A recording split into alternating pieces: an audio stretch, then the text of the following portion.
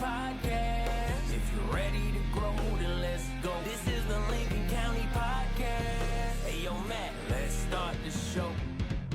Thank you to our sponsors, K. Flynn Insurance, elect Bruce Becker for the Lincoln County Fire Board, and the Crafty Midwestern Mommy for their continued support of the Lincoln County Podcast. Hey guys, welcome to Lincoln County Podcast. Super excited to have you guys here today. Before we get started, make sure to like, share, and tell all your friends about the podcast. And don't forget to support our sponsors. Without them, this wouldn't be happening. And we're super excited as we move into our next round of sponsorships, to be introducing you to some more amazing local businesses. So keep your eyes open for that.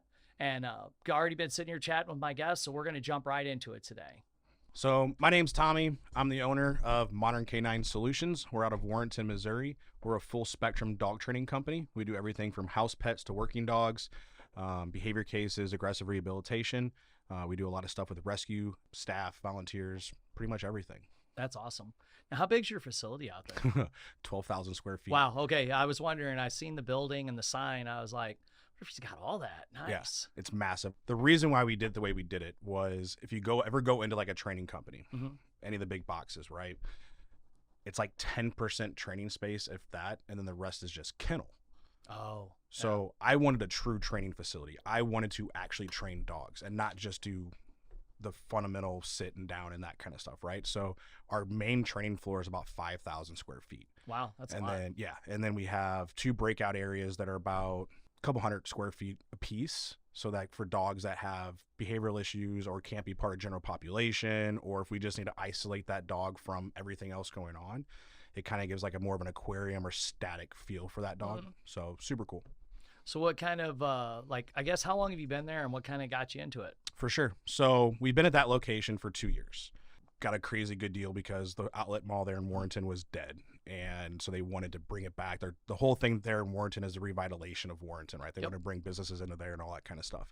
So we've been there for 2 years as of this month. Nice. Congrats. So crushing it. Last year we trained, 2 years ago, we trained 250 dogs out of the building. This past year, 2023, we did 650 dogs. Wow. So my goal is to double that this year. Nice. That's impressive. That's a lot of dogs. Yeah. That's a lot. Ton of dogs. I guess you wouldn't think that it's that popular. So that's dog training? Yeah. That's great. So statistically, you're looking at, they say there's 2 dogs per family in the United States. Yeah. So, and I mean, obviously not every family has a dog. I mean, you said you have 3. Yeah. 3. Yeah. No, for sure. That's what I was just thinking. Yeah. 2. That's probably right. Yeah. So, I mean, there's tons of dogs in the United States, and with how much rescue work is pushed, you're taking a lot of dogs have baggage, families that don't know how to handle the dogs. So there's definitely a need for it. I enjoy it. It's a passion of mine. So I got into it. I did 8 years in the Marine Corps, got out. Had a really, really bad transition, depression, stress, suicide, all that kind of stuff. I got a service dog, and that was kind of my bridge into dog training. At that time, I actually owned a firearms training and consulting business. We taught self-defense, firearms. We did contracts with law enforcement, guys that were going overseas, things like that, because that's what I did in the Marine Corps. Yeah. So it was a really super easy transition, and I got to blow stuff up and shoot guns, which most guys can't like beat to. That. Right, yeah. 100%. Yeah. Hell, great job. Right. First day that I had my service dog, after the training, he killed a dog. So I took him for his first walk. We got home, and neighbor's dog came out, and my shepherd killed him. So right off the bat, like, horrible situation. And already having transition issues. I called the company. I'm like, hey, man, like, this just happened. I have no idea what to do. And he's like, well, he's your dog. What? And so needless to say, like, wow. I stopped working with that guy. So now I was stuck with this German Shepherd that was obviously dog aggressive, and was expecting a child, had just transitioned out of the military. My life was shit. Like, everything was just horrible. So I found some police canine handler, and he basically was like, hey dude, like, this is what you need to go do with this dog. And I did that for a year, and this dog became the best dog ever. During that time, we also started a nonprofit called Range Day for Veterans. And the whole premise of it was to take guys out shooting, veterans out shooting. And then with the fundraisers we did was to pay for service dogs through legit companies, so they didn't have to experience what I experienced. Yeah, I still can't believe that. What a way to start that. I mean, oof. so that was kind of the how all that started. And then 2015, I moved back to Missouri. This was in California, and again went through another horrible transition. I was going through divorce. I lost my kid to the divorce. Like, she's in California still.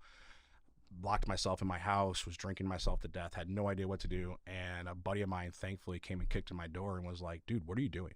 Yeah. And I'm like, what do you mean? You see it? I'm drinking my, Yeah. you know, it is what I'm it is. taking care of things. 100%. Yep. And he's like, you need to do something, like, because you're going to die. I was like, that's the point. Yeah.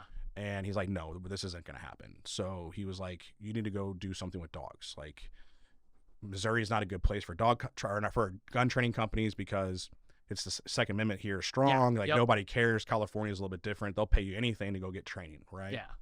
So I was like, well, how do I get into dogs? He's like, go to a dog school. It's like, that's a thing? Yeah. There's legit dog schools? Yeah. And he's like, yeah, dude, like, Google it. So we did. I didn't even have a smartphone at the time. Yeah. And he pulled up his phone, and sure enough, we found a dog school that was literally an hour from us here. And I was in North County at the time. And so I spent a year and a half at dog school using my GI Bill, fell in love with it. It became a passion. Graduated in 2017 from the dog school and hit the ground running. I started up That's awesome. 2 franchises for other companies, grew them from nothing to several $1,000 companies. Like, I think one of them, by the time the first year was done, we were making like $50,000-$70,000 a month. Wow. The other one I started, we were at $70,000-$80,000 a month by the time I got done with that one. So then 4 years ago, we went to Virginia when COVID hit. We took a dog contract out there, and essentially it was through the franchise that I had started here, one of them. And they were like, well, come out here. We need help. We're crushing it. They're right outside of DC. And I was like, okay, cool. If all I have to do is train dogs, I make the same amount of money, and I don't have to run a business. No. Sounds like a hell of a deal for me. Great deal. So my now wife, she was my girlfriend at the time. We had reconnected. We knew each other back from California. She was in Kansas. She had literally just moved into my house. And 2 weeks, she hasn't even unpacked yet. And I was like, hey, what are your thoughts about moving to Virginia next week to start dog training for this company? And she was, are you kidding? I just got here. She had just done an MCL surgery or ACL surgery. So she was in crutches. Yeah, she's laid up a little bit. Yeah. And she was pregnant. And I'm just like, Oh, right.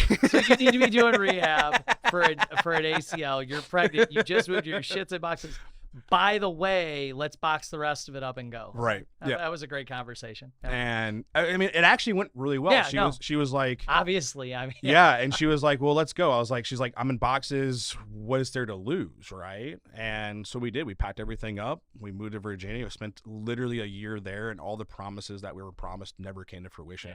Yeah. And I deep respect for the company. Like, great guys. They're doing fantastic. It just wasn't a good fit for us. A Missouri boy in Virginia just didn't match outside of DC, like, not my people. And so 3 years ago, we moved back here. So that would have been, April 2021. And we jump-started Modern Canine Solutions out of a rescue that we were living in the basement of, because when we moved back, we had no plan, no money, no nothing. Yeah. And they gave us 6 runs in their rescue kennel to start up with. And 8 months later, we bought our house in Warrenton. A month after that, the outlet mall was like, hey, we're looking for someone to take this space over. And I was like, game, let's go. Just go for it. And my wife, to this day, we talk about this all the time. She was like, shouldn't we have like a nice little chunk of money, nest egg, to start a building like this? I mean, this is huge, 12,000 square feet. That's big. And I was like, yeah, probably. But, we got God on our side. And, obviously, if it wasn't meant to be, it wouldn't have been so easy to come through, and everything is just working out. So we'll just figure it out as we go. Yeah. And 2 years later, here we are, and we're still trying to figure it out as we go. See, it's kind of like an not overplayed, that's the wrong word, but that is like over and over and over again on this podcast and life. I meet all these people that you got A and B. You got the people that think everything needs to be planned out. They can't do nothing till every little thing is in its place. Right. And then you meet all these successful people who are like, oh, I just did it. I used to tell everybody, they'd be like, how have you been so successful? I was like, I'm just stupid. Right. And they're like, what do you mean? I'm like, I'm just stupid enough to say, yeah, let's do it. 100%. I started a paint company. I was sitting at work, laid into my buddy Travis because he looked horrible at work that day. Yeah. And I was like, we're in construction. People think we're piece of shit druggies anyways. Can you just, he looked like he rolled out of a ditch and came to work. Beard a mess. I'm like, bro. He had cut the sleeves off his shirt with his pocket knife. And I was looking at my boss. I was looking at him thinking, because my boss's dad was who I originally started with. And I'm like, Jeff Sr. would have not only fired me, probably whipped my ass outside. Right. That generation of construction for looking like that. 100%. But I was chewing him out, and a comment was made, and I was like, And I thought about it for a minute, and I realized I had more employees than my boss working really? on the side. But for some reason, I had it in my head that I was just going to my martial arts school. I wasn't going to the painting company. I was just going to do one. And I texted my wife, and we had some money saved up for a house. And I was like, hey, what do you think about a painting company? Can you live in an apartment another year? And it ended up being like a year and a half before we ended up buying our house. Best thing we ever did. But it's wild that everybody thinks you got to have a plan. And I've talked with so many people on the podcast about it. God's got a plan for you. He's going to put it in front of you. 100%. And you either, like, I recently started going back to church all the time, and I was telling Pastor, he was on the podcast Nice. It dropped last week. And I was like, he's been knocking. It started as a tap. It was maybe a whisper before that. Yeah. Now it's been a knock. And before he hits me over the head with the piano, I'm going to be back next week because it's getting louder. Yeah. And I'm just going to listen. And since that moment, because I've been so nervous about so many things, I've really learned that God has a path for you. Obviously, you didn't drink yourself to death, but so many veterans have been in that. I have a very good friend that after Marines ended up in jail for crack cocaine. Now is one of the most motivational, inspirational business owners and does nothing but go around and help kids. Amazing. And I didn't know that about him until I went to an event he had at his school, and he told us. And I was like, because I wouldn't have bet if there was a room of two people and one was a priest and one was him, and someone said, which one did crack? I'm like, priest. Like, I would never have thought, like, when he said it, I was like, damn. And it was really hard for him to do. Yeah, it was part of his story, but that's awesome. I am Julie Forster with Crafty Midwestern Mommy, your local boutique embroidery and fabric store. I sell fabric as well as sewing notions and also teach classes. And then we also, on the other side of our business, do machine embroidery, custom apparel for local businesses, and just personalized gifts. Again, the store's name is Crafty Midwestern Mommy, and that's how you can find us on all social media platforms as well as our website. The other thing, too, is everybody thinks success is like, oh, no. And you went boom, boom, boom, boom, boom, boom, boom. Like, and that's how it is for all of us. Yeah, 100%. But everybody, when they have that little down, they think, oh, it's over. It's they give done. up.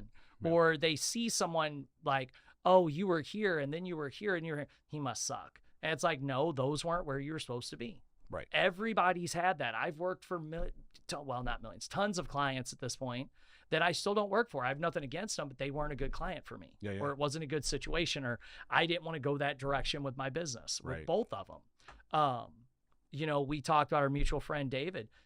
He's the reason I'm with the karate group that we're with now. We went to a tournament, and him and Dennis stopped me, and we got to talking, and I was like, oh, I'm a union painter, and we were talking. They were both in a union. We got to chatting, and I was like, wow, these are some really good people. Yeah. 7 years now I've been doing tournaments with them. Nice. You know, it started out, I've got a video of my daughter, her first sparring match. She was 3. Yeah, 7 years. And it's her just charging in, clocking these guys, and David's sitting in the chair behind it.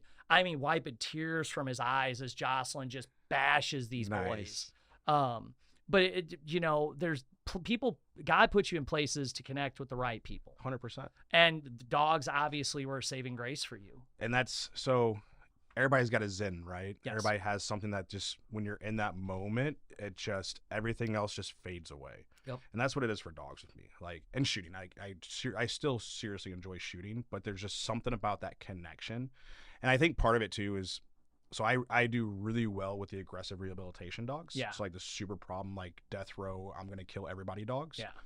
My wife says it's because I'm 75% dog, which there's probably a part of that. But I think more of it is because of my past and where I've been and how broken I've been, I can connect to them. You can connect. Yeah. And it just, things just happen. And we just recently did this with another dog where went up to an evaluation. Dog's been through like 5 trainers. He's bit every trainer. And my wife a lot of times will come with me because when I'm in that zen moment, I'm in that moment and I don't talk, I don't see anything. I'm right there. So she'll be in the background narrating and like talking to the clients and like, hey, this is what's going on. And it works really well. Yeah, it's a good setup. And, you know, I start working with this dog, and he instantly just curls up in a ball, lays at my feet, and just rolls over. And the owners are like, what did he do to the dog? Yeah. It was like one of those, the crocodile Dundee thing, right? No. And that's just how it works sometimes. And sometimes it doesn't work. I mean, I'm all scarred up from, you know, it happens. But for me, like, there's just a connection there, and like that's zen for me. And it's truly saved my life, because had I not had that route, who knows where I would be? I'd probably be dead in a ditch. You know, and I'm a North County kid. I was a hood rat growing up, you know, which a lot of us out that way are now. So yeah, it's been a huge blessing for me. And then the other cool part of it for me too is, like you said, the connections you make. You know, I now are part of hundreds, if not thousands, of families through their dogs. And it's been amazing and a blessing to watch these people bond with their dogs, create these relationships, save other veterans through their dogs. And I'm getting goosebumps about it now, because, you know, we get guys all the time, they're on VA disability or Social Security, you know, they've gone through the shit and come back out, and their dog is their only lifeline, because everybody else has just left them. And it's like, cool, dude, just give me your dog for a week and let me get him squared away so that you can take him into a home with you. So you're good. So and it's like, I won't even charge you for it. Like, let me just help you. And we've done that for countless veterans now. And we're actually getting ready to stand up a nonprofit for it called the Veteran Canine Project, which is going to be super cool. We're actually, not to throw out a promo or anything, but go for it. First Mondays, we're going to be doing a veteran celebration type thing where basically veterans can come into our shop for free, bring their dog. Obviously, got to prove you're a veteran, whether it's a VA card or a DD-214 or whatever. But we're going to give like an hour or so of free training, you know, some camaraderie, brotherhood, like hang out, you know, no alcohol, but just kind of, you know, get the guys back together, right? I need to get you in contact with the guild, with Justin and those guys, because that's what their thing is. You guys are aligned a lot in what you do, so I'll get you his info when we're done today, because that'd be a great one. He'll be speaking at my event here in May. But yeah, you guys, because that's right up their alley too, and that's really cool that you do that, because that's what I did not go into the military. I'm deaf in my ear, and my parents were of the Vietnam era, so they did everything they could to talk me out of any type of military stuff. Even though my neighbor, what was Lowell? Lowell was high up. Like, I don't remember what he did, but I just remember my dad telling me he was really high up in the military. And I looking back on it, it's like, oh yeah, that's why he was a dick. 100%. But what everything I know, family members, friends might have, a lot of martial arts students go into it. That camaraderie is what hurts them so much when they get back. Is they don't have that. You go from having somebody watching your six missions, you know what you're supposed to be doing on a daily basis, and then literally your last day they hand you this piece of paper and say, see ya, good luck, and you walk out of base and you're alone. You know, and literally you're alone, because your friends back home can't connect with you if they're even alive. A lot of my friends died from overdosing and drug stuff when I left, because North County. So we lost a lot, and the guys that I left with that went into the military, we're still very, very close. But you literally come home. If you come home, you know, I stayed out in California for another 4 or 5 years after I got out, which is where I met my first wife and, you know, had my awesome oldest daughter and all that kind of stuff. But I couldn't connect with them. You know, that was horrible. They're California super liberal, and I am not that way. So there was no, like, we're copacetic, right? And we're family, but there's no connection, and it's hard, you know? So then you throw in addiction. You know, a lot of us in the military drink like freaking fish, and then you get out and it's like, okay, well, I'm just going to go back to doing the things I did in the military, because that's where I'm comfortable, you know? And it just starts to spiral. Wow. So, but then the dog, then you insert that dog into it, and that gives you that thing, that gives you something to live for. It gives you something to, you know, because just like kids or anything else, having that discipline structure set up and having a schedule set up helps anything. 100%. So then giving you that something to take care of. Well, it forces you. Yes. Because now you're responsible for another living creature. Right. Now you have a mission. That's 100%. I think so many veterans do so well at business. Correct. Because again, now you have a mission, you have a goal, you have something you're working towards. When I only had the martial arts school, everybody told you guys gotta do one thing, I got depressed. I gained a bunch of weight. My wife and I fought. I was miserable. I'd stay up all night and then sleep all day because I taught in the evenings. Felt like crap. people around me probably didn't know it, but my wife and my family at home knew it. Right, but you wore a mask all the time. I was miserable. Yeah. And I thought it was because you're only supposed to do one thing. And then when I found out that you can have more than one thing and you can do more, I just like to be busy. I always was busy as a kid. I was always in martial arts. I liked having goals. I liked setting goals. And it ends up being an entrepreneur is perfect for me. Yeah. But it took me, that's why I get so into personal development books. I listened to a book, Grant Cardone, Be Obsessed or Be Average. And he was like, I just like to work. And I'm like, me too, Uncle G. Yeah, yeah. I like to work. And I was like, holy crap, there's nothing wrong with me. I just like to work. Man, best thing I ever did. Lost weight. Businesses do great. I love what I do. Yeah. Some people need that mission and need that goal. But I think guys like us have to balance it because we could go way. You can go so right wing with it where you're just like, this is my life. Yep. And then family suffers, kids suffer, everything else that's not that suffers. So, and that was a big thing when we started this building. I was there till midnight. Oh, that's a lot. That's a lot. Yeah. Doing everything. And then like, I wasn't even doing the rehab of the building. My wife did most of it because I was so gung-ho bringing in dogs to train dogs to pay for our new our new goal, getting this building set up. And that was just that's where I was. So all the painting, all the hard labor I did, like the grinding the tiles so we could put the training floor down and stuff like that, like I did that because she wasn't strong enough to move that machine for hours. But had it not been for her, that building wouldn't be where it's at. No, you just have a bunch of dogs in there. Yeah. Right. Sure. So but yeah, absolutely. And then now it's gotten to the point where we have to balance that even more because we've grown so much. Now it's like, okay, now not only do I have to delegate, but that means I got to bring staff on to delegate those things too, right? So it's like, okay, well, I do most of the sales now. So now I need to bring on a sales team that I have to delegate sales to so I can step away from doing that so that I can spend time with my family and let this, more automate itself, so that I can have that balance. Oh, and that's hard, especially for people. There's some people that are great at it. I meet people all the time that are amazing delegators. Yeah.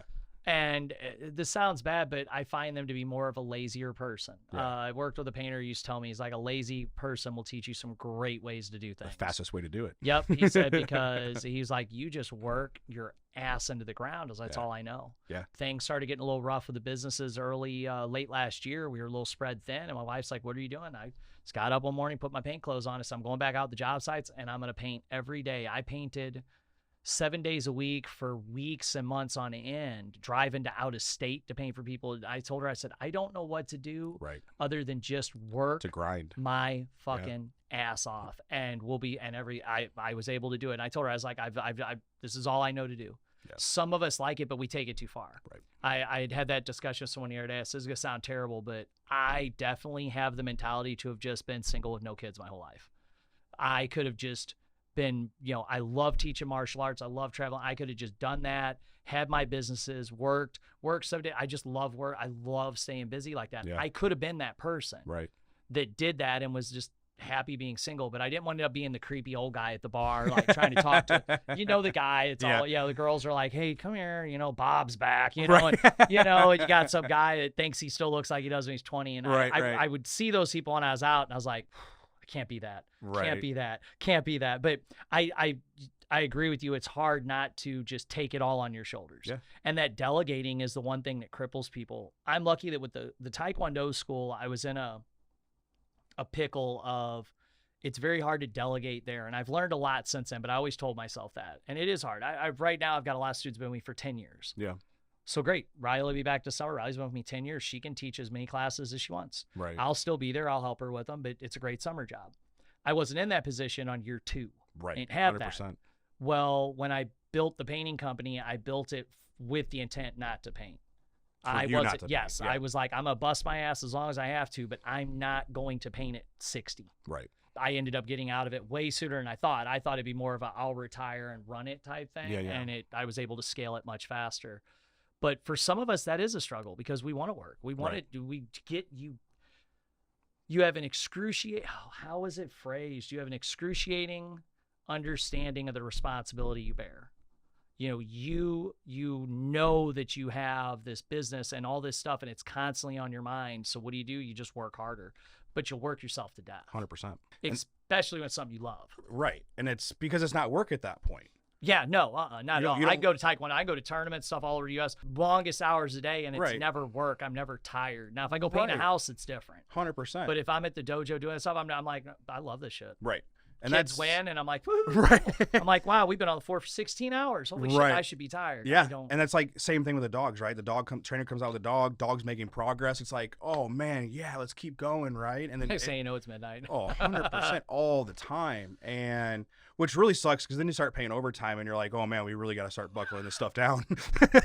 I used to work 7 days a week. Then we started paying overtime. I'm like, you know what?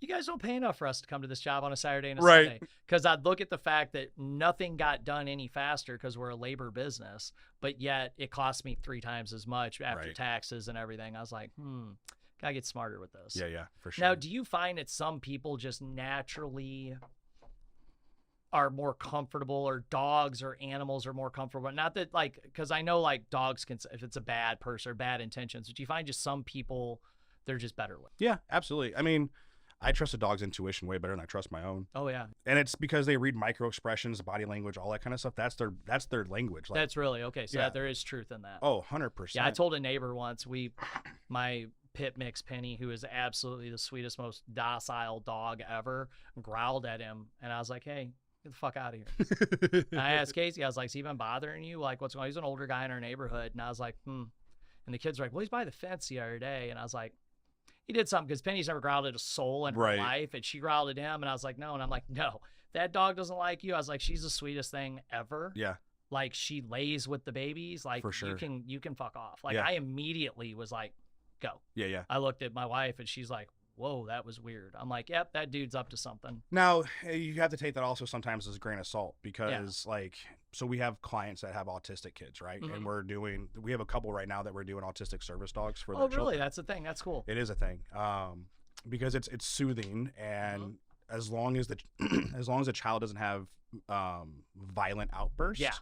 because we don't want abuse or anything, like Yeah. not abuse, but inherent or No, I specialize with autistic kids at the school, so I work with them all the time. There's Yep. all sorts of different stemming they do, and for sure. I've had some that would scream out, and Yeah. that just that is extremely unsettling to everything. in the room. 100%. Yeah. Yep. Some dogs, when they see that, it's a weird red flag for them. Yeah. Because the way that they present themselves, and there's other mental issues out there that present similar Mhm. things. So sometimes dogs, because they haven't been around it, their facial expressions are different, that can trigger some dogs as well. Yeah. So that's just, it's a rule of thumb that dogs are really good at reading people, but there are exceptions to those things. Yeah, I've always had that. I go into so many houses with so many animals all the time as a painter and doing bids and stuff. For sure. I get people all the time. They're like, the dogs, because I'll knock on the door and I always step back. Yeah. And I got in this habit because of dogs, Yep. and then COVID made me even do it more, because you never knew who I was opening the door up. Right, Super freaked out or not. So I always step back. Plus, my vehicle's wrapped, so I want them to see the nice vehicle, and I want them to see my logo, and I don't want to be right there on the door, because I don't like that. If I open the door, I'm like, Mhm. I don't back up. Right. Whether it's, I don't care who it is. It's like, hey, take a. So I always step back, but they'll always be worried about it. And I've had so many people tell me, just, my dogs will, I'll be like, I'm cool. A dog will walk out, look at them like, cool with me. And I've never had a problem. I've had 2. They're both shepherds. Both of them are rescues. And that's the only issue I ever had. And it wasn't when I was facing, it was once I turned my back. Yep. That was the only issue I've ever had. And it shocked me when it happened. It actually scared the homeowner more than me. The lady went past me, and she was taking the dog up the street to walk it while I went in to check some stuff for the builder. And as we passed, and I was decent, I was far enough away it didn't get me, but and I just kind of slipped to the side, stood back up. I was like, damn. So the ninja She skills wa- came in. Yeah, she was super shook. Yeah. And I was like, no, you're good. Like, I've been martial arts my whole life. Right, I right. think my head movement's better Yeah, than I thought it was. Apparently, I can dodge a dog, but not a boxing glove, because it's not that great in a ring. Yeah. But that was like the first instance. But I've had so many times people are like, I'll just put the dogs out, and they're all like freaked out. I'm like, Yeah. I'm cool with them. Well, he might jump on you. I don't care. My dogs jump on me too. Trust me. I repaint my door once a month from them jumping up to see who's out front. I was like, it's all good. But I've always understood that about dogs. They tend to read that, and I think when someone's afraid of them too, they pick up on that a lot. So the number one thing I tell people when you come into a home with a dog that you don't know is ignore the dog. Yeah. Come in confident, because you got to think it's a predator. Yeah. A dog's a predator, and if you look like prey, and this goes in the real world too with people. Very If much. you walk around with your head in your cell phone, or you're super meek and you're just, you're a perfect target because you're prey, which I'm sure in the martial arts world, you preach that a lot when you're talking to people. Well, I have to watch it with employees and where I send them on jobs. It was something when I started scaling the painting company I had to take into account because I'll go into bad areas. My family was from Breckenridge Hills, so technically I'm North County, but we moved when I was like 1. The only time I'd ever have trouble is if some dumb shit would be like, hey, he's a 5th degree black belt. Then somebody would feel somebody has to challenge yeah, you. but just in everyday, like, I don't care. I've walked into bad neighborhoods. I mean, all sorts. But my dad took me to those places when I was a kid and taught me, walk your head up, show everybody respect, but it's the way you carry yourself. Right. We had a job scheduled one time. It was on the backside of Tower Grove. And there was a boarded up Walgreens. It was bad. It was an insurance job I never should have gotten myself into. I bid it stupid high to get out of it. And the guy was so hard up because no one would go. He paid it. And I was like, and one of my guys was like, well, who's going down there? I'm like, me or Rich? Well, Rich is all tatted up, was in prison, carries himself like that. Yeah, yeah. I was like, no one's going to mess with Rich because they're going to recognize that's prison ink. Right. Not going to mess with him. Great, solid dude. Been with me 6 years. Best employee I've ever had. For sure. That great friend. And I was like, I can go, so they're not going to mess with me. By the way, I carry myself. Right. I was like, but you're going to get raped. I was like, you just scream soft. I was like, just the way you carry yourself, you look scared talking about it. I was like, and there's nothing really to be afraid of, but you're going to be in trouble. I was like, so you're not going. He was like, good. I'm like, yeah, see, but people do, for sure. Yeah. That's something. As I did a podcast Thursday I did it. And a lady, it was about a speaking competition I just won. And she was telling me, she goes, I noticed when I was in the room, my attention was on you with the way you carried yourself. The way when you walked up on stage wasn't like everyone else was like, okay, getting themselves summed up. She goes, you walked in like it was your room. And right. I credit that to martial arts and the fact I've been doing so many things where I have been in charge of that room. For sure. And I personally don't like being in a room if I'm not in charge of the room. Like if there's an event and somebody's like, hey, you want to help? Yes. Right. Don't make me just sit here. Yeah, Let me help. But there is so much of that with people on how they carry themselves. So that makes sense how dogs would pick up on all of it. Yeah. And then with them understanding body language and communicating through body language, it's even more prevalent. Yeah. Because they pick up everything on humans and they're so observant. They see everything. So if you walk in, you're confident, your head held high, your shoulders are back, you ignore the dog, dog's like, ooh, he's a leader. Yeah. I'm not gonna mess with that guy. That makes sense. Right. I mean, don't get me wrong, there's the 1%ers that want to just see the world burn. Yeah, no, for sure. But there's not a lot of them. No, and I've always been good too about I'll just keep my hand at my side too if they're just wanting to sniff, and I'll just stand there and talk to a homeowner and just let them feel me out, not walk in and be like, cool, come here, fuzzy, right. and just go for them because that's just freaks them out. Plus, I'm there to work. I'm not. The dog thinks I'm coming to visit. Right. I can't tell you how many times I've had one that was just young enough, like they start leaving. I'm like, no. They're like, thought it was car ride time. Like, dog's so bummed I'm leaving without him. Or, or the homeowner is like, hold on, play with the dog for a second so he'll realize he thinks you came for a play date. Right. But I do notice that they do like you. And I explain that to customers all the time too. My crew, everybody likes dogs.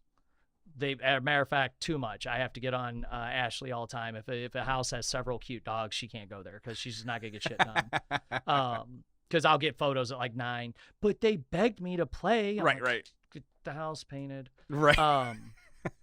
But I have noticed that with animals, like there's just ways to approach them. Yeah. Just like people too. You could startle a person by the way you come off as well. Oh yeah. In many different scenarios, just talking to them. Or I had noticed years ago, a friend of mine had a discussion. I don't teach in a martial arts uniform. It says grandmaster, master, head. Blah, blah, blah. I wear my belt occasionally. I really don't even wear that much. I like track pants and hoodies because I just like that. I'm comfortable and I like to be hot when I teach, so I even wear hoodies in the summer. But I've never had anyone walk in the school and been like, who's in charge? People just walk up to me. My last job before I had the painting company, it would actually be a problem because customers would come in and be like, hey, I'd be like, I'm not the boss. They'd be like, really? I'd be Yeah. like, yeah, now go in there because I'm going to get my ass chewed at lunch because I'm not supposed to talk to you, so go out there. It's just how you carry yourself. 100%. And I think that's across human, dog, whatever. Like, yeah, that's crazy. It's all perspective, right? And I believe, for me specifically, like I do a lot of public speaking. I do school talks. I do a lot of veteran engagements and talking to veterans and all that kind of stuff. So for me, I'm not very articulate. Like my wife can talk, and she can talk. Like, she's a really good talker. There's some people that have an amazing vocabulary. 100%. I've listened to Deion Sanders' book. It's amazing, and his vocabulary in it, but he talks about how he practices that. Yeah, for sure. And it's a skill. You have to. Totally. And I mean, I do pretty well for myself. I mean, I can obviously communicate. I can obviously talk. I don't stumble over my words a lot, which is crazy because growing up, I had learning disabilities. I was dyslexic. I did stutter, like all those types of things. Really? And I've come so far since then. That's amazing. But it doesn't matter what you're doing in life. Like, you have to be confident. Yeah. You know, and I think that's a big thing, kind of get off topic, but you know, the whole masculinity thing that we've lost in the last couple generations, where, you know, furries and every safe spaces and all these different things, right? Like, we're losing our country that way because we don't have the masculinity, and it's toxic. Yeah. What is toxic is not having masculinity, right? Well, and they say that it's toxic, and you'll see that stuff on the news, but that's one thing I love about our martial arts style is we teach the kids to enter the ring, shoulders back, heads up. Yeah. They have to walk up and speak to the judges and introduce themselves. And one of the things that I can't get across to these kids, and it's a couple years ago, I realized this transitioning happened where I wasn't training martial artists, I was training leaders. I was teaching these young men and women how to be confident. And that's our school motto, is training the leaders, the champions of today, to be the leaders of tomorrow. Nice. My instructors, most of them do public speaking at 17. Kindle is amazing. Madeline just did a presentation for, she's going to kill me for messing that up. I can't, not 4-H, one of those programs. And she was great. She was amazing with it. But the confidence these kids have from martial arts. And I give them examples of some of these kids, the way they enter the ring and the swagger and the charisma and how everybody wants to watch them. And that is looked upon. Yeah. People want that. I have parents at the school will say different things, and different comments are made because I am confident and I'm out there teaching, and my students are confident, and my son and daughter are confident. And it's like, raising confident children's hard, but I don't ever have to worry about them or their friends ever getting messed with because they will stand up for them. That is something that is it's shunned in so many areas, but you're like you said, it's killing. Yeah. It's killing it, but it's making a comeback. There are so many voices speaking for it. I feel like we're past the curve, and it's coming back to people being confident and people showing that, and that the male-female dynamic working out better or being split the way biology wants us to be with people, and it just works that way. And going back to, like you said, you recently are coming back to Christ, which is awesome. You know, congratulations on that. That's the way it's in the Bible. That's the way God made us. You know, that's the way it's supposed to be. So, and we're the same way, like in the dog world. Like when you walk onto a trial field with your dog to go compete, you have to approach the judge, and you have to announce who you are, who your dog is. I have a student that competes in that, or was a student. He took some time off, but he does the same thing. It's really neat. And you're judged on the way you handle the dog. You're judged on your dog and how your dog responds to things. And, you know, if you go out there and you look meek and you look nervous, your dog is going to be out there and he's going to be confused because you don't show that in training. When you're training, you're confident. Yeah. But then you go on the trial field to go show, and you're like, oh man, I'm so nervous. Everybody's looking at me. My dog's going to mess up. Yeah. And you set yourself up for failure through self-fulfilling prophecies of all that crap, right? Yeah. So confidence is huge in anything. So I'm a big proponent of that. Well, and I think, you know, there's so many people speaking out on so many platforms, and so many people are taking that step. When I speak, it's on confidence and leadership and on telling people about your business and all these different things. And that's the direction I'm going with it, is because that needs to get out there more. And there's so many people doing that, it is going to affect that curve. And the more we can get that, and a friend of mine, we were on the treadmill this morning. She's getting ready to do a big bikini competition. Tara is an amazing athlete. We've been friends for 10 years since she's been on this journey. And we had treadmills cranked up because she's cutting and I need better cardio. And we were talking about winning and competing. And she goes, well, I don't think everybody needs to compete. I was like, actually, they do. That's something. I was like, winning is, I don't care what it is, they need to compete because winning is a learned skill. 100%. People say, man, your kids are so confident. And I'll show them a video in my garage, and it's just wall-to-wall trophies and medals. I said, they've been competing in martial arts for 7 years. When there's something like we go to the fair and they're like, we're going to have this. Ben's like, I'm getting first. He doesn't go, I don't know if I can win, Dad. No, he's planning on what he's going to get, and they win. Yeah. When there's something at school, he'll be like, I'm going to do this. And he'll tell me what he's going to do, and he wins. But it's a learned skill. When I talk to my instructors and we discuss big things coming up at school, we don't discuss if they're going to win. We discuss what they're going to win, how big they're going to win. And if they don't, we discuss what did we do that cost us that win. Yeah. When they come off the mats, when my high-level black belts come off the mats, they come off and we're nose to nose. What did we do? I did this and this. I'll be like, and I saw this. Head movement was slow. Let's see what the judges see. Sometimes the judges don't catch what we catch. Right. But then we will discuss back at class, you got first, and that was great, but here's where we went wrong. Right. What do we need to do to fix it? Well, we need to practice more. We need to turn our head. We need to be accountable, whatever. Well, and it's doing the hard thing. Yes. We as a society, we as individuals, we as humans right now are so soft. Everything's easy. That we don't have to do the hard thing anymore. Yeah. 100 years ago when we were all farmers and, all that, there was no easy. Yeah, for Your sure. life was hard, Mm-hmm. and I feel like men specifically now, we're not supposed to have easy lives. Yeah. I completely agree. We're supposed to be the provider. We're supposed to be the bread maker or the breadwinner or whatever. And, we're not supposed to have this cush life. Yeah. And there's so many men nowadays that have these cush office jobs that don't have to do anything. That's why we're having a pandemic of obesity and everything else. Well, and there's so many people too. I hire guys all the time. I don't need insurance. My wife's got it. Oh, that's cool. Well, this is what we're going to pay. That's cool. My wife makes a lot of money. But there's nothing wrong with her making money. But why do you not respect yourself as the man of the household to do that? There's things, my wife, and this is terrible. I'll probably get some flack for this. I don't like her to drive when we go somewhere. She's like, what are you doing? I was like, I'm driving.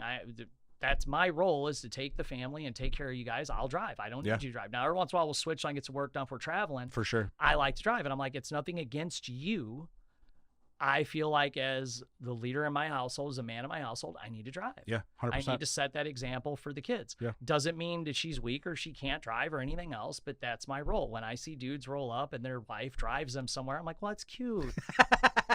I bet she cut your fully cooked steak for you too. Right. Like, that's cute. Yeah. And it's nothing against dudes that do that. For sure. But you gotta, we gotta draw a line somewhere. Yeah. And there's been so much information that's come out and so many different people that speak up on it, that it's just important to set that role. You as a man are teaching your daughter what type of man is going to be present in her life.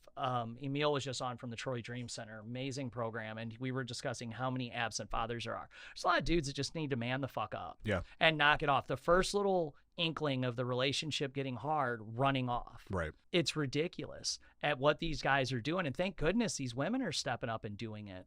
But when do we draw the line? Like, when do people start stepping up and taking charge in their household, and not in a bad way, but setting the example for their kids? I get up and go to work every day because my family requires it. I know people that don't do that. Well, and I also feel like over the last few decades with absentee fathers, broken homes, divorce, God's gone, right? We don't have God in church or in schools anymore. He's not part of government anymore. My parents split when I was super young, and I didn't see my dad for a really long time. So my role model was my grandfather, but I was so young and he didn't live with us. So, but now coming back to Christ, which is a recent thing for me as well, over the last year, we're the head, right? Yes. And we're supposed to take charge. We're supposed to leave the family, and we're supposed to be, that person in the household. And again, my journey is still very fresh, so I don't know a whole lot. But that's been a huge thing for me recently. Like, I've done a lot of reading on, Christian men leading the family, how to do that, praying, because I suck at words. So praying for me is a hard thing. Oh, right? yeah, for sure. Me too. And, it's because that's gone.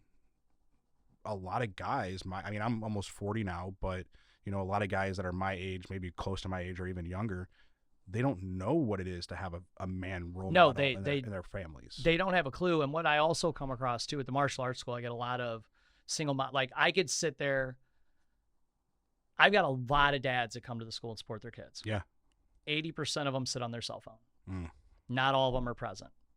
I've got more moms that support the kids. There's so many kids I've never even met their fathers. Yeah. Don't know. Every once in a while, a strange guy will walk in. I'll walk up. Hey, how's it going, man? Because I don't know who's getting the kid. Yeah, yeah. there is a disconnect there, but at the same time, and it's a natural thing for women. They want to coddle them. They'll bring them to me because they're like, they have no self-confidence. They have this, they have these problems. Their head's always down, blah, blah, blah.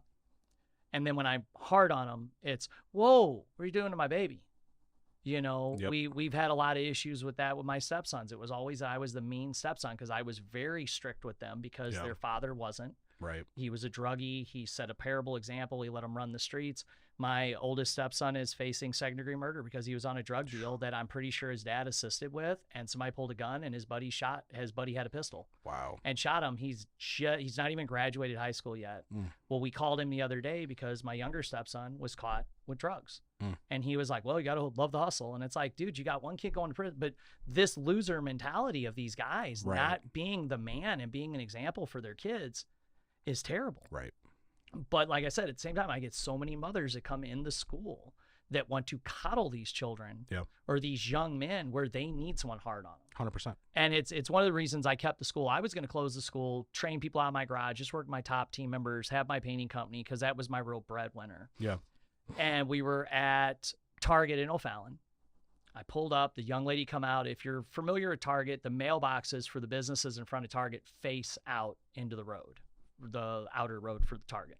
Young lady was getting the mail out. It was Black Friday. She dropped on the ground. I was like, go ahead, get it. You're good. She got down to pick it up. The guy behind me blew the horn and went around me and almost whipped over. And he would have ran her over. Needless to say, I wanted to drag him out. As my wife talked me out of it, but I was going to drag him out of his car and just beat him half to death. I was so sideways because he killed this young lady because he wanted a fucking toaster at Target. Like I told her, I said, from this day forward, I'll do everything I can to keep the school open because if I can help one kid grow up to not be that, maybe we can have some change. Yeah. Because it's something that our society's gotten away from. It's so weird now that I went back to church, I've went back to Christ, I'm learning all this again, and I'm seeing things in a different light, how much I'll hesitate to say it. Right. And it's like, why in our society is that something we hesitate at? Like, I shouldn't do that. And I'm getting more comfortable with it, but it's like, wow, has it really gotten that bad? It has. It's scary. And, you know, how I came back to Christ was I went to a mastermind for Christian businessmen. Oh, cool. And it was super awesome. And I had this, so my business was growing exponentially. We are doing fantastic. Yeah. And I knew that it wasn't all me. Mm-hmm. There's no way that everything the last couple of years has been me. I'm too stupid for that to work. That's the way I look at it. Right? You're like, that's great. Like, I don't know. We're here. And I was having a conversation with my wife, and I'm like, you know, there's something bigger going on. And what I don't want to have happen is this all to crumble for me to come to God. Right? I don't want to be on my last leg, kneeling, you know, in the dark somewhere, like begging for this to come back together. Like, why would I have? And she's notorious for, she comes to me, well, how long are you going to suffer before you let God help? Yeah. You know, that's like one of the big things she always tells me. She's like, stop carrying it yourself, right? Yeah. Because he's going to let you carry it yourself until you can't. Yep. You know, and so I went to this big mastermind and I had this amazing coming to Jesus and, you know, everything. It was awesome. And so progressively since then, this was last May, it's just been amazing. We start going to Element Church and you know, we made friends with the pastors and everything, and it's just been awesome. Our relationship has come exponentially more, you know, involved, and you know, everything is great. We're now expecting another child. Like everything is just That's amazing. It's just been fantastic. And then now we're trying to dedicate our business to Christ now, and it's just been since we've announced, not publicly, but like to ourselves. Since you said it out loud, it's been like boom, boom, boom, boom. Like we had some toxic stuff going on with the staff. They're gone now. Yep. And like it's just one thing after another. It's just God is making things happen, right? Yeah. So for me, like, I don't care anymore. Yeah. Like if you have a problem with it, see ya. Yeah. I don't need you in my life. Yeah. You know, I want people that want to follow Christ. Yeah. I want people that have that dedication in their life, that want to better themselves, that want to lead people. Yep. Because that's what God wants us to do. Yeah. You know? Well, and that's who you need to surround yourself with. And that was kind of where I was going. I'd be doing real good and I'd screw it up, and it was me. Yeah. It was all me. It normally is. And I had a counselor who was like, you need a men's group. You need to do these things. And I was like, some things are kind of pointing me that way. And then more things pointed me that way. And then I painted the church, and I had texted the pastor at Anchored Hope. I donate paint jobs. I donate a lot of stuff. And I was like, hey, we've got an accent color. He wants to put it on. And it was a customer who had screwed me. And I kept the paint because the guy didn't pay me. It was a whole ordeal. Me and the guy got into it. It was terrible. And he's like, yeah, throw an accent wall up. That'd be cool. I was like, all right, I'll run by there later to check it out. And we're looking around. I'm like, man, this turned out really cool. And he goes, yeah, did you guys come up and match our logo? And I said, what are you talking about? He goes, well, blue, that's our logo. And we both got goosebumps and looked at each other. I was like, see you Sunday? Right. I was like, here's your sign. Loud and clear, boss. I was like, right. huh? And he laughed, and I've been there every Sunday. I've only missed 2 because I had to travel for work. Yeah. I've been back, and it's the best thing I ever did. Yeah. But for me, I'd always come around so many contractors and so many people that would falsely use religion. Yeah. There was, every time I'd turn around, someone give me a business card and had a cross on it, I'm like, con man, to where I'm breaking down those own barriers and mental things in my head and being more open to what I say with it. Yeah. As I'm breaking that down and kind of getting away from that. It's my own mental hang up with for it. sure. But so many conversations, so many podcasts I've had have actually went this way. It's been wild. Yeah. The way that it's kind of working about, and actually my pastor is like a really good friend now. Like we were friends before, but now going to the church and being a part of more things up there, it's been great. Yeah. This last week, actually, when I went to the tournament, my son stayed home to go to an event at church. Nice. He absolutely loves it. It's too funny because he goes to Catholic school. We go to a Christian church. Yeah. And he's like, why do I got to sit through mass at school all the time? But you get to come up here and go to church. I was like, because you're a kid and life sucks and I want you in a good school. And he just kind of looked at me and he's like, Casey's like, well, that was blunt. I'm like, man, I ain't going to beat around the bush. Just that's what it is. It's good education and sucks you got to go to mass because all the time we'll be like, I might be leading this Saturday. I'm like, oh, man, can we get out of that? And I love the school. Every time we go in for Catholic mass, I'm like, oof, yeah, that's rough. But it's too funny because he loves going up there. He loves going to any of the events, any of the groups. And it was funny because my counselor said you need to be around more men like that and more in that group.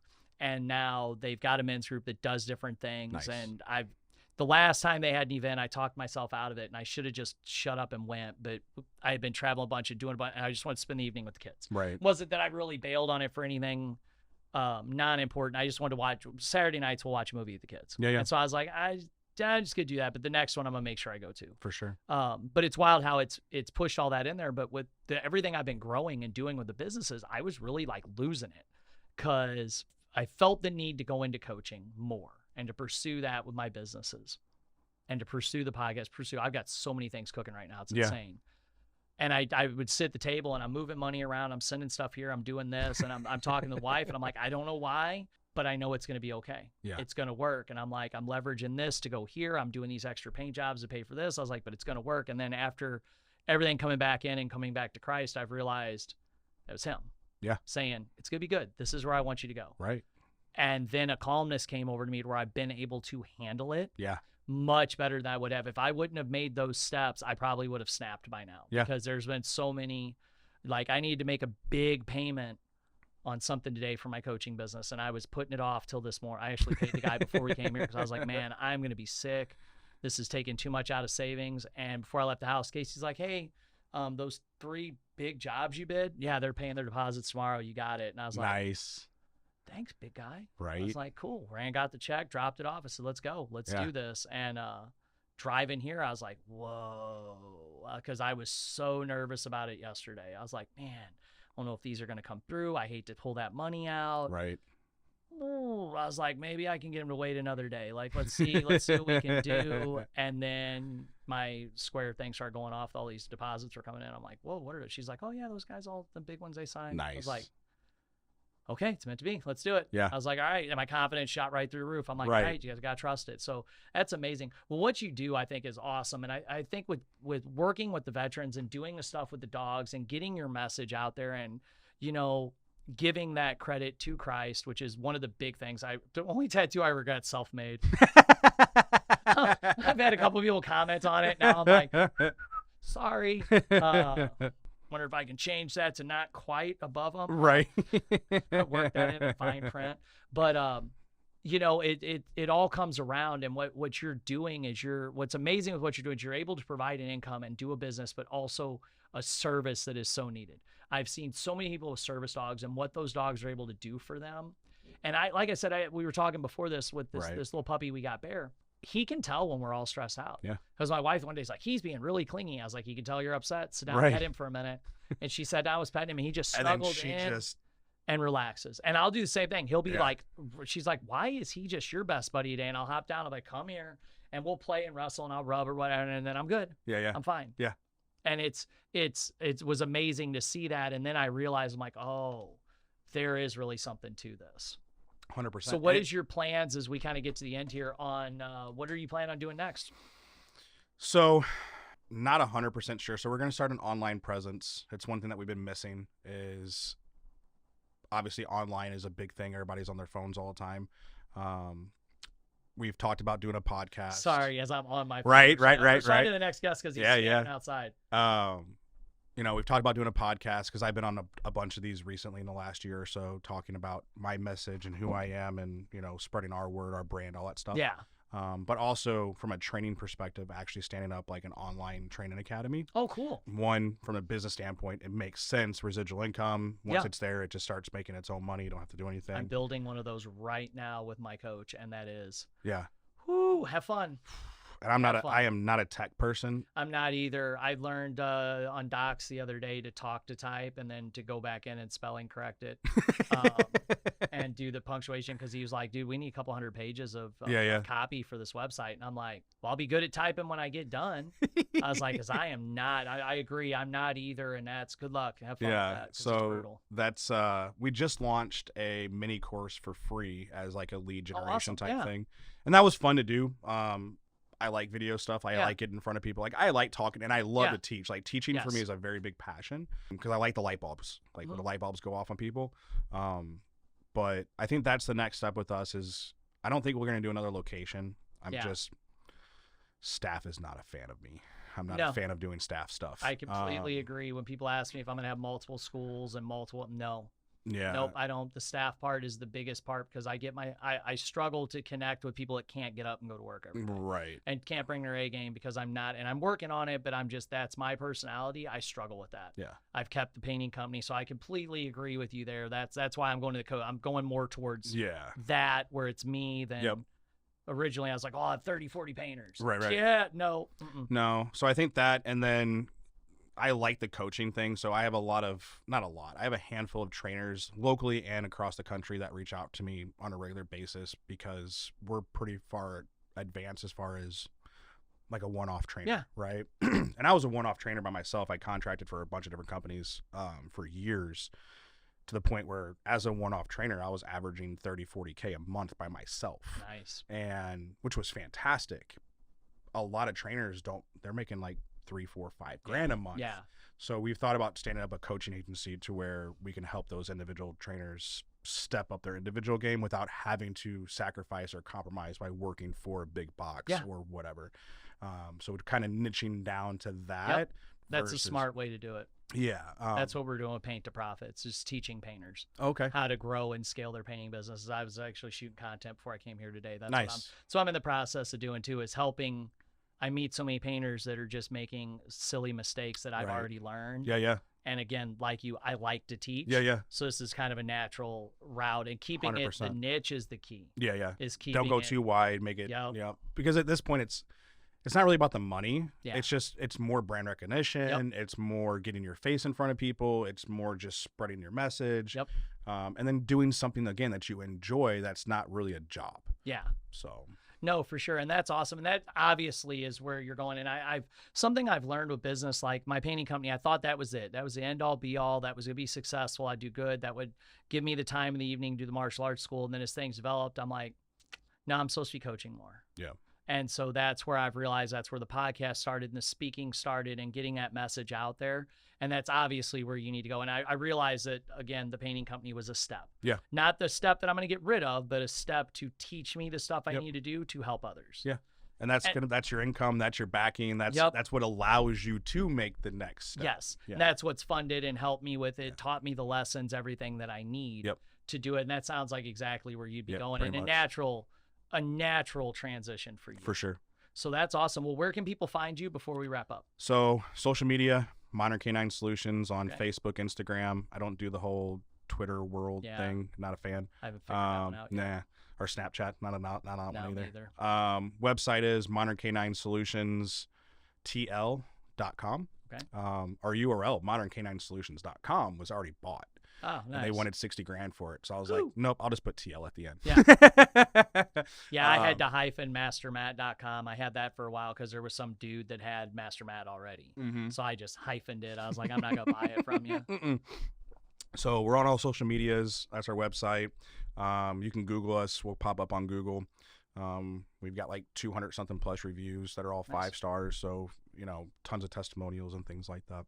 Awesome. Cool. Well, I look forward to getting you in touch with some of these people and us definitely sitting down again. I'm getting ready to transition this into just one interview a day so we can go longer with them. Sweet. Yeah, I'm getting ready to, that'll be in the next month. I'm going to start spreading it out because I don't like cutting them short. So, Yeah. man, it's great to have you Yeah. on today. You too, man. Thank you to everybody for tuning in. Make sure to check out Modern Canine Solutions and check out everything they've got. That has just been an awesome podcast. And let us know in the comments when this drops if you guys want to see more, because I would definitely love to continue this, and like and share and support those sponsors. Hope everybody has a good day.